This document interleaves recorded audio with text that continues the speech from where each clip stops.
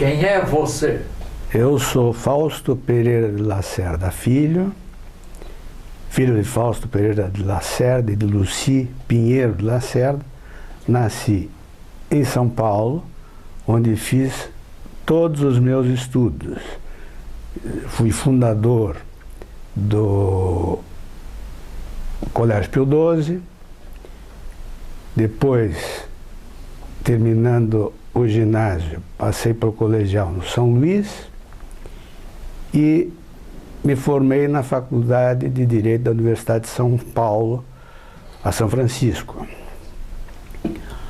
Tive uma infância como poucas crianças podem dizer que tiveram, porque apesar de morar em São Paulo, vamos dizer, as raízes paranaenses nos buscavam sempre para cá. Então as férias de fim de ano eram na casa de meus avós, na rua Augusto Stelfeld, onde hoje funciona a Escola Mercedes Stresser, e nas férias de meio do ano nós íamos para Mandaguari, onde meu avô, como um dos pioneiros do Norte Velho, havia montado uma fábrica de compensado de cedro. E em Mandaguari, particularmente, a gente, criado em apartamento em São Paulo, sentia uma liberdade absoluta. Inclusive, fazia estripulias como usar as barrancas do trilho do trem como escorregador. Isso é coisa que eu não esqueço até hoje. E as coisas eram diferentes naquela época, porque não havia tecnologia, né? Os brinquedos, na maioria das vezes, você mesmo improvisava, e era divertidíssimo.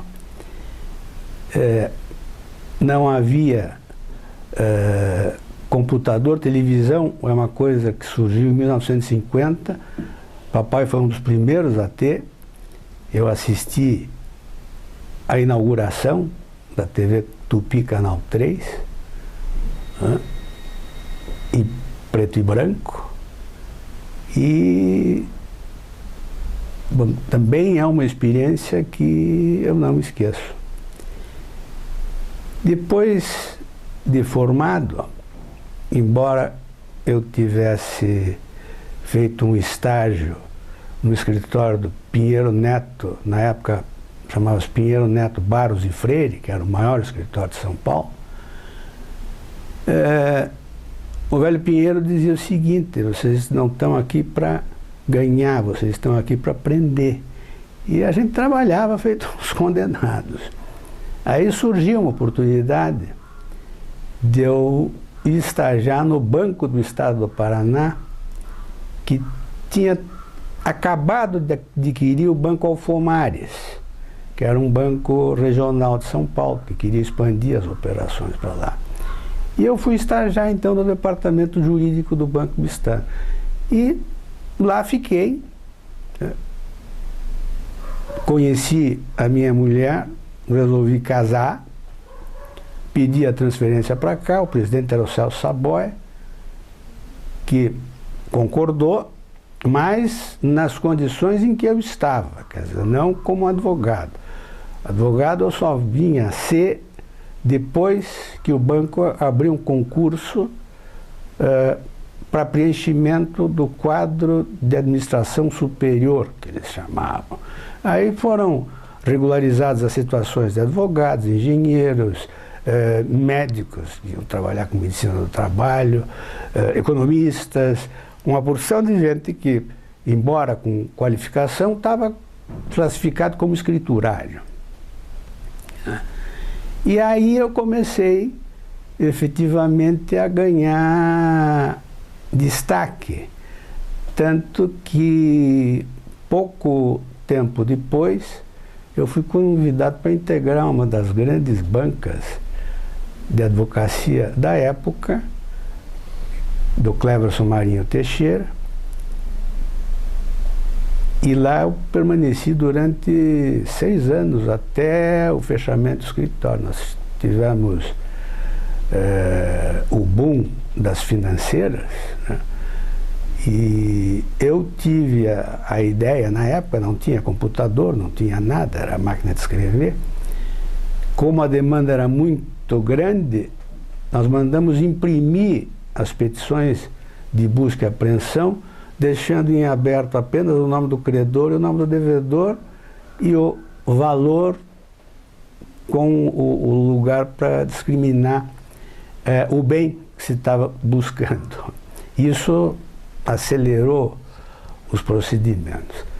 Concomitantemente a isto, eu fui convidado pelo meu primo, o Gaspar Lacerda Pinto, para dar aulas na então Faculdade de Direito de Curitiba. E comecei a lecionar. Na época até cultivei um tremendo um bigode mexicano, porque a maioria dos meus alunos era mais velha do que eu. Então era uma maneira de eu tentar me impor. E fiquei, depois que o Gaspar se aposentou, fiquei como titular da cadeira durante 20 anos.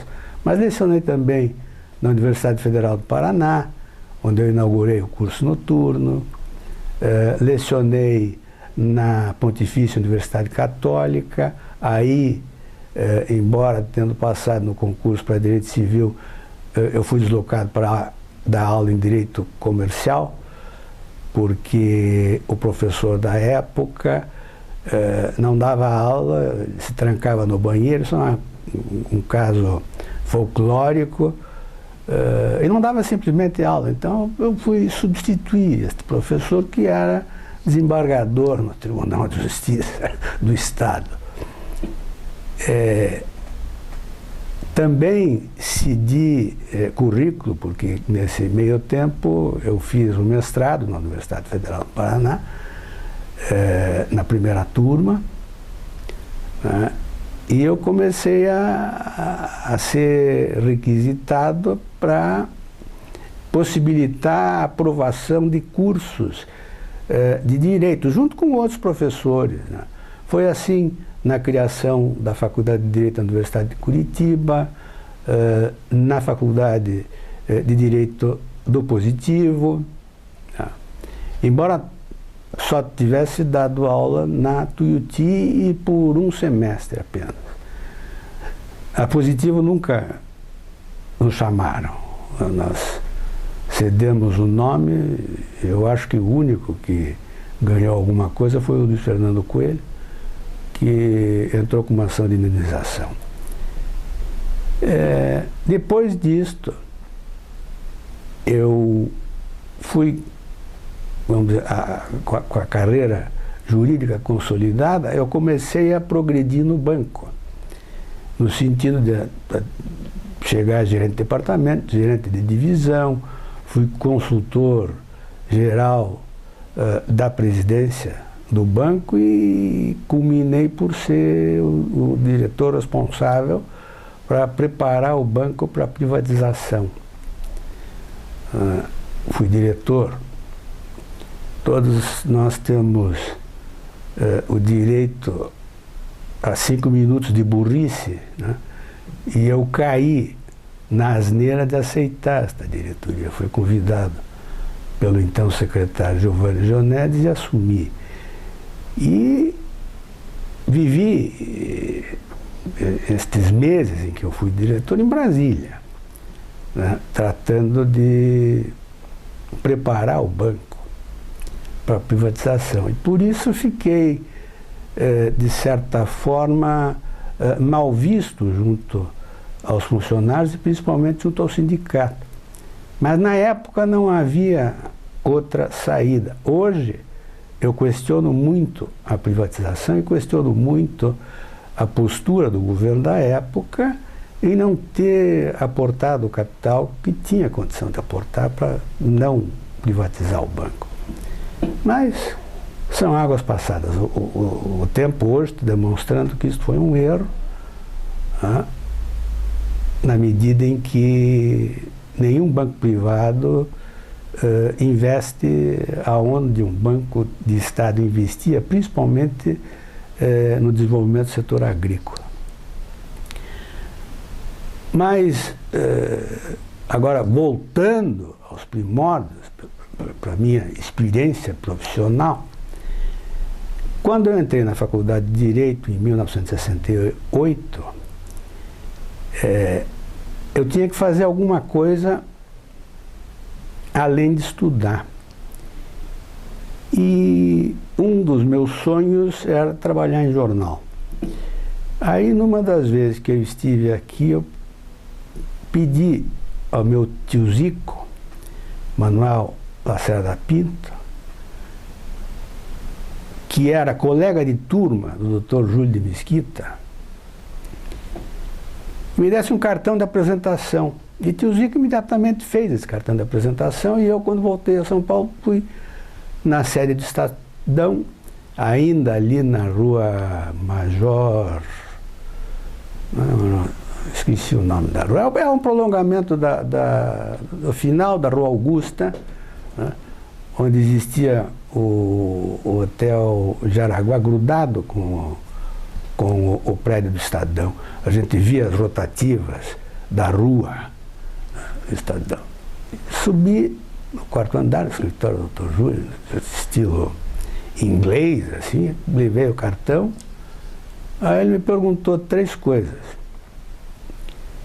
Você sabe escrever? Não sei. Sabe escrever compreensivelmente? Eu acredito que sim. E você tem condição de sintetizar o que você vê? Né? Eu acredito que sim. Então você vai fazer um teste. Né? E me botou para trabalhar com o Carlos Caldeira, na época o chefe de redação, que me deslocou para a rua, para trabalhar como foca. E em 68, havia uma movimentação muito grande dos estudantes, principalmente a partir do que havia acontecido na França. E eu careca, né, calouro, chegando no carro do Estadão, que era considerado um jornal que no início apoiou o golpe e depois virou completamente de posição. Eu comecei a ser, de alguma maneira, perseguido. Né? Ninguém queria conversar comigo, isso é um traíra, isso aqui é um agente da ditadura. E aí o Dr. Julinho, por bem, me recolher. Quer dizer, eu saí da rua e passei a escrever, logicamente sem assinar nada, né? Mas passei a contribuir internamente com o Estadão. Só que aí surgiu um problema. Eu estudava de manhã, mas a gente tinha que ficar esperando o fechamento da edição, como todo jornalista. E aí o pessoal, para fazer isso, ia se encontrar num bar. E tinha na frente, né, do Estadão. E aí eu comecei a beber, né, como todo bebia. Todo jornalista, de um modo geral, gosta de fazer um happy hour. E esse negócio acabava não dando certo, porque eu acabava dormindo demais e comecei a perder a aula de manhã. Mudei para o curso noturno, mas não adiantou absolutamente nada, pelo contrário, piorou. Aí o velho disse, chega, isso não é para você. E me colocou para trabalhar na Panam Propaganda, que era uma empresa do Dr. Souza Ramos, que era amigo de meu avô materno. Ficava ali nas imediações da Praça Buenos Aires. E lá eu conheci grandes figuras como Barbosa Lessa, como Hélios Ferreira, que eram os grandes redatores. Então, também tive uma passagem, ainda que breve, na escola de publicidade, como se chamava naquela época, embora não existisse ainda os cursos de comunicação social, que vieram a ser criados muito tempo depois, segmentados em jornalismo e em propaganda e publicidade. Voltando para os tempos de banco, onde eu fiquei 27 anos, dentro de um determinado momento histórico, nos anos de 1990, por alguma razão que eu não entendo até hoje o que é que aconteceu, eu tive a cabeça pedida por alguém. Por quê? Porque eu fui responsável para montar a operação que resultou na citação do Jorge Volney Atala, que era o maior devedor do banco na época, que morava em São Paulo e era inexpugnável. E eu montei vamos dizer, uma operação quase como de uma missão impossível e nós pegamos ele na saída do escritório, fizemos a citação. Isso rendeu notícia no Jornal Nacional, eu apareci no Jornal Nacional e tal, mas misteriosamente, 2 semanas depois, me tiraram da chefia da divisão. Isso me deixou muito chateado, porque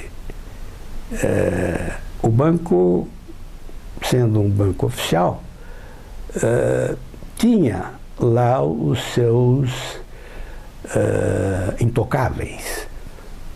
Então era gente que a gente não podia mexer. E eu mexi e me estrepei por conta disso. Aí me afastei. Nesse meio tempo eu ganhei uma bolsa do Conselho Britânico para fazer um curso de pós-graduação em Londres.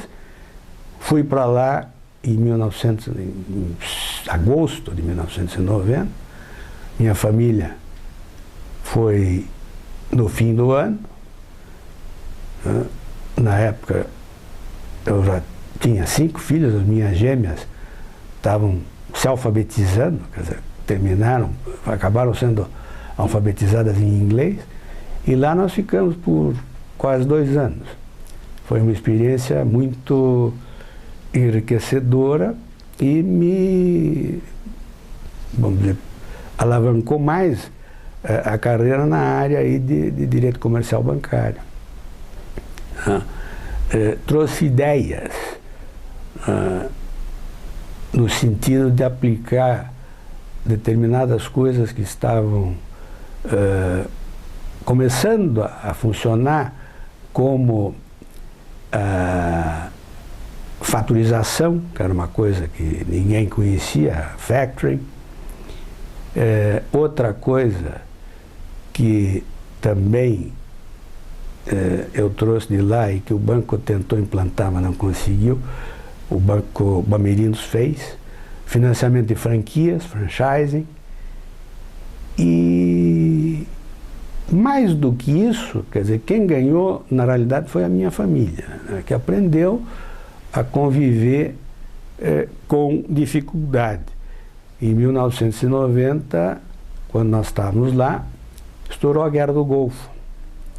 E nós morávamos em Kensington, onde ficam as embaixadas. Então o esquema policial era enorme, havia inclusive tanque para evitar atentado. O exército republicano irlandês estava em plena atividade, quase toda semana explodia uma bomba numa estação de metrô ou em algum ponto, vamos dizer, de aglomeração. E o pior, quer dizer, aqui, sob o descontrole do governo Collor, o dólar aumentava, então a licença sabática que eu tinha, o banco pagava o meu salário, e eu tinha a bolsa, né, na época de 700 libras, mas com o meu salário dava para a gente se manter relativamente bem. Só que a desvalorização cambial começou a fazer minguar os dólares que me mandavam para lá, e em compensação a libra aumentava.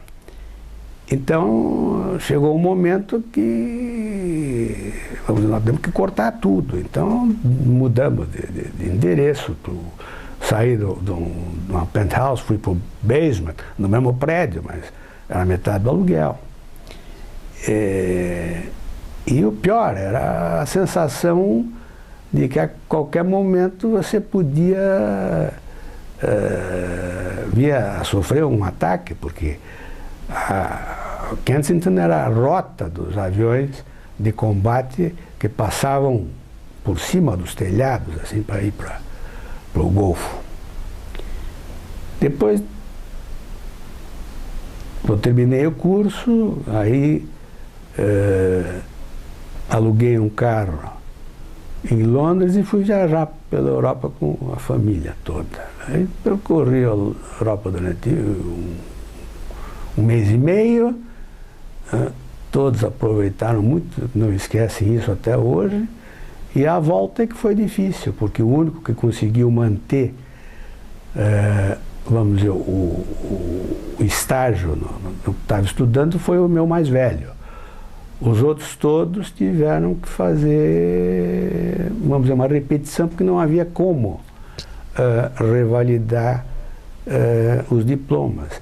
Inclusive as meninas, como eram muito pequenas, até a questão de fonética era difícil, porque elas acabaram sendo alfabetizadas em inglês. E não tinham condição de passar. Eu fui falar com o secretário de Educação na época, que era meu amigo e ex-companheiro de Rotary, o Elias Abrão. E ele disse: olha, o que eu te recomendo é isso, não adianta tentar fazer revalidação de coisa nenhuma. Repete, elas são meninas, não vão ter problema nenhum. E assim nós fizemos. Depois disto, eu voltei, né? Na época, o compromisso, o governador era o Álvaro Dias, o compromisso era que eu ficasse na Europa para abrir uma agência aérea do Banco do Estado, porque o mercado europeu ia se fechar, quem tivesse com o banco dentro ficaria, quem não tivesse não conseguiria abrir mais. Só que o governo mudou e o sucessor disse: não tem interesse nenhum na Europa, eu quero é fortalecer o Mercosul. E aí o banco começou a abrir agência na Argentina, no Paraguai já tinha o Banco do Paraná, abriu no Uruguai, abriu no Chile e tal. E começou a expansão para a América do Sul, quer dizer, foi um grande negócio. Deixamos de estar na Europa e ficamos aqui com os nossos irmãos. Mas com isso terminou o sonho de ficar na Europa como nós pretendíamos. Depois do meu retorno, eu ainda entrei numa esteira para gerenciar a agência de Nova York, mas aí também houve a questão de favorecimento pessoal. A questão de meritocracia que se discute tanto hoje não é uma coisa nova, é uma coisa bem antiga, né? QI é uma coisa que funciona. E eu acabei ficando por aqui e terminei como consultor de 2 presidentes, ex-presidentes do banco, e acabei por assumir aquela diretoria de privatização, que eu me arrependo porque me vi envolvido depois que estourou o escândalo. Eu fui um dos 174 contemplados, né, com a ação penal na Justiça Federal nas mãos do hoje celebérrimo Dr. Sérgio Moro, que na época ainda era um juiz inexperiente e que cometeu algumas atrocidades, né, que hoje mesmo ele é meu amigo, ele reconhece. Hoje ele não repetiria parte dos atos que ele praticou. Em compensação, adquiriu experiência com o caso Banco Estado, tanto é que nunca mais, na Lava Jato, por exemplo, houve qualquer reforma de decisão dele, né, seja pelo Tribunal em Porto Alegre, seja pelo Supremo, né, porque ele acabou, vamos dizer, amadurecendo e aprendendo. Mas por conta desse fato que eu vinha saber quando estava saindo para passar os feriados de Páscoa em Foz do Iguaçu, me liga a jornalista da Gazeta do Povo querendo saber qual era a minha versão. Versão sobre o quê? Sobre tais e tais operações. Ah, minha filha, eu saí do banco em 1999, nós estamos falando em 2002, eu não me lembro disso, eu não tenho condição. Mas quando eu voltar para Curitiba, eu estou de viagem, eu vou procurar e te ligo. Não, mas é que amanhã vai sair a matéria. E não vai ter tempo. Ah, então tá bom. O senhor é um dos denunciados. Aí eu dei meia volta, cheguei em casa, primeira coisa que liguei, Celso Saboy. Celso, o que é que está acontecendo? Não sei, só sei que me ligaram aqui, vai sair bomba. Como de fato saiu. 174 pessoas expostas à opinião pública, sem ter como se defender.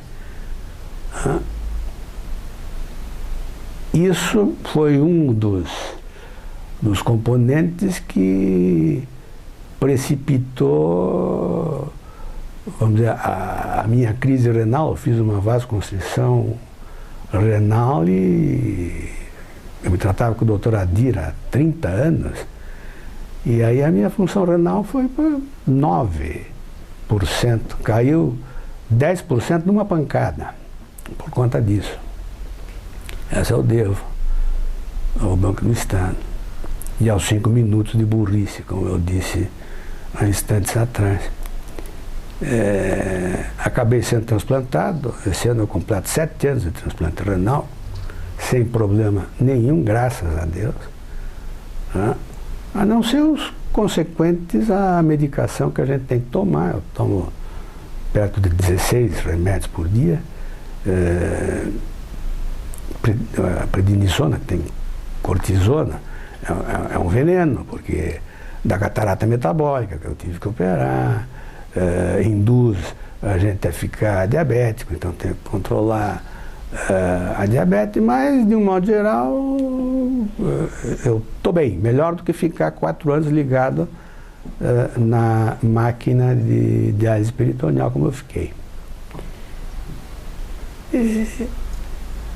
Hoje eu tenho uma atividade ainda ligada ao direito, mas por razões óbvias reduzir o ritmo. Não tenho mais a ambição de grandes bancas, pelo contrário, hoje o meu escritório é um escritório pequeno, a advocacia que a gente exerce é uma advocacia que eu chamo de advocacia de boutique, né, porque são só casos escolhidos, não estou aberto mais a pegar tudo. Né? Eu sempre fui, como a gente costumava dizer, especialista em generalidades. Agora não, agora eu estou especializado mesmo em questões ligadas a banco, a fusões, aquisições, e por experiência própria eu acabei tendo que estudar a lei do colarinho branco, né? Então tem alguns casos ligados a esta área em que eu defendo gente, inclusive, do próprio Banestado. Essa ação terminou com o Ministério Público, ele próprio pedindo a minha absolvição, né? E eu não posso deixar de registrar que eu fui defendido pelo meu colega de turma, um dos maiores criminalistas brasileiros hoje, que é o Dr. Arnaldo Malheiros Filho. Foi ele que graciosamente me defendeu em todas as instâncias. E eu acho que é isto, Ribas. Eu tenho só que mencionar aqui o meu casamento, que vou completar 43 anos de casado. Deste casamento nasceram 5 filhos: o Fausto Pereira de Lacerda Neto, o Henrique Bastos de Lacerda, a Letícia Bastos de Lacerda e as gêmeas, a Lucília e a Luísa Bastos de Lacerda. Nenhum deles quis saber de advocacia. O primeiro é publicitário, o segundo é engenheiro florestal, o terceiro é jornalista, a quarta é professora e a quinta é fisioterapeuta. Destes filhos, eles já me deram 6 netos. O Henrique, que é o mais novo, me deu os mais velhos, o Henrique Filho e a Helena, que hoje estão com 11 e 9 anos, respectivamente. O Fausto deu a Joana e a menorzinha, que é a Olívia, que está com 1 ano e meio. A Letícia, o Benjamin, que faz 5 anos agora, dia 25 de janeiro, uma data que eu não esqueço, porque é a data de São Paulo. E a Lucila, a Clara, também tem 5 anos. Quer dizer, eu tenho de 11 a 9, depois um espaço, e em 7 meses tive 3. E que são, vamos dizer, a razão de eu viver. Quer dizer, eu vivo em função deles hoje, mais do que qualquer coisa, sempre amparado pela Lenita, minha esposa, né? Que é o meu suporte, que é o meu porto seguro. E pelo que eu me lembro e o que eu posso dizer é isto. Bom, eu queria lembrar também, uma das coisas que me satisfizeram muito intimamente foi ter pertencido ao Rotary Club Curitiba Oeste durante 10 anos. Me afastei em função dos problemas, vamos dizer, de ausência, né? Eu viajava muito, isso coincidiu com o período de privatização do banco, e aí eu não tinha condição de fazer as recuperações devidas e as minhas faltas acabavam pesando no Rotary.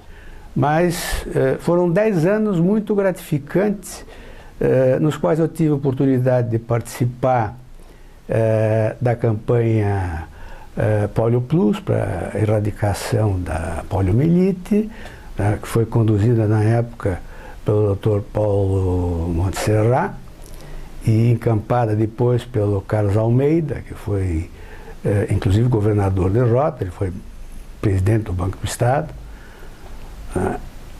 E sendo que quando eu entrei, as reuniões eram na Barão do Cerro Azul, ali na esquina com a Lisímaco Ferreira da Costa, em cima de uma agência do Bameirindos, por sessão do Avelino Vieira, que era também rotariano e apreciava muito o que nós fazíamos.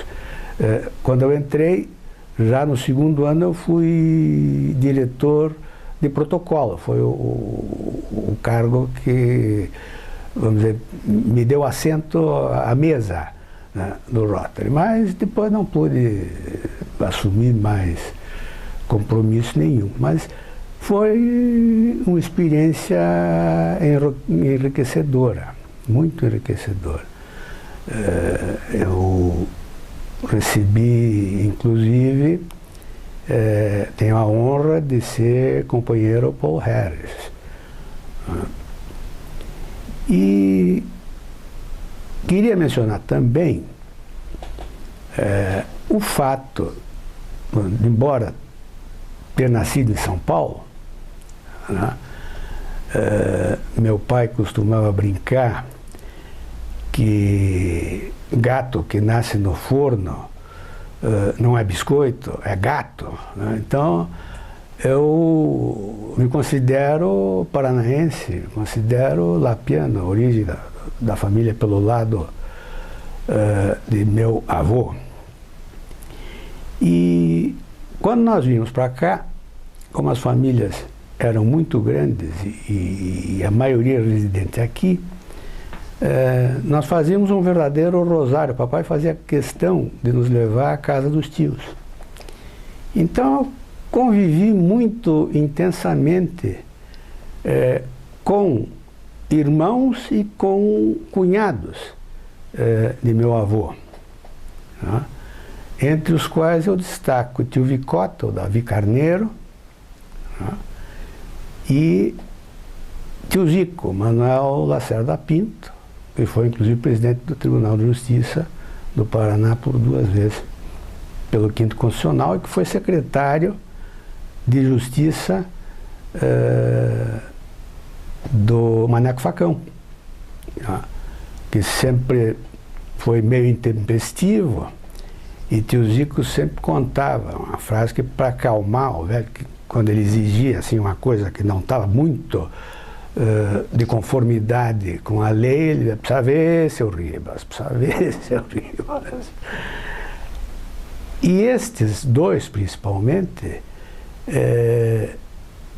não sei se pelo fato de eu ser uma criança muito disciplinada, um jovem muito disciplinado, porque é aquela história que dizem sobre a formação jesuítica, né? Ou o sujeito vira santo ou vira ateu, não tem alternativa. Eu sei é que eles me tratavam como um igual, quer dizer, o respeito que eu devotava a eles, eles também devotavam, e nós tínhamos conversa de gente grande, quer dizer, os dois, ao lado de meu avô materno, foram os meus mentores, por assim dizer, os que me indicaram o que eu devia ler, o que eu devia procurar saber, de modo a ter uma coisa que hoje perdeu-se, mas que é a tal formação humanista, né? De respeito às divergências, né? Sempre me disseram, né, cada um a seu modo, que pluralismo e liberdade são os pilares da democracia. Se não houver isso, né, o regime pode ser qualquer coisa menos democrata, né? Por isso é que me apavora, vamos dizer, o que eu leio na rede e essa divisão brutal que a gente assiste no Brasil hoje.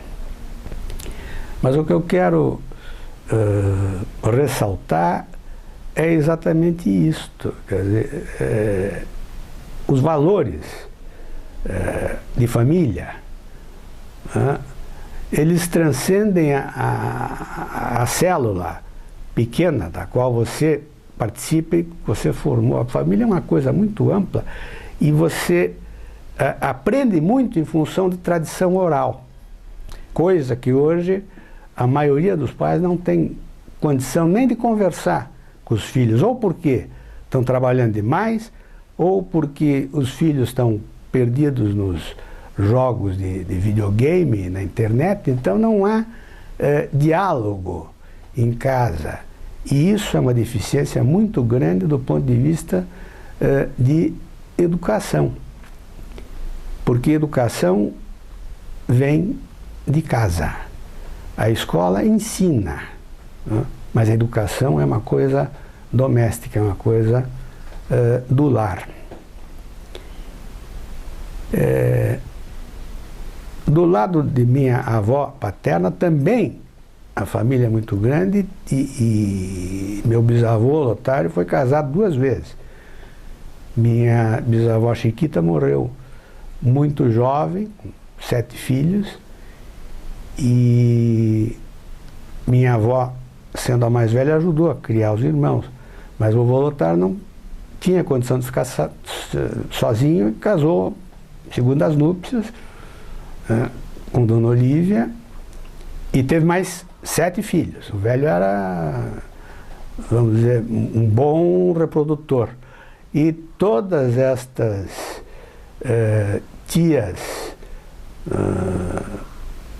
tortas não tem distinção nenhuma com as tias de sangue. Quer dizer, esse conceito familiar também tem esse aspecto de você não fazer diferença, né, entre quem é efetivamente do teu sangue e de quem é parcialmente do teu sangue. Então nos damos todos muito bem, são todos a minha geração, né, porque os velhos já se foram há tempos, mas os da minha geração, nós nos damos muito bem com os primos. Tenho 2 escritoras pelo lado de vovó, uma a Vera Pimenta, filha de Tito Lotarinho, que foi um dos fundadores da Hípica Paranaense, sogro do Leônidas Mucilin, e a Marli Cartacho, filha de Tia Carmita, que acabou de lançar um livro interessantíssimo a respeito do que um extraterrestre perguntaria se viesse até a Terra. Uma coisa muito interessante. Eu recomendo a leitura. E essa é a mensagem, se é que eu posso dizer mensagem, se é que eu tenho alguma autoridade para dizer isto, mas fora da família, né, nós não temos nenhuma perspectiva de melhorar o país ou de melhorar a sociedade. Uma coisa, vamos dizer, está intimamente ligada à outra. A formação de bons cidadãos depende da boa formação familiar, né?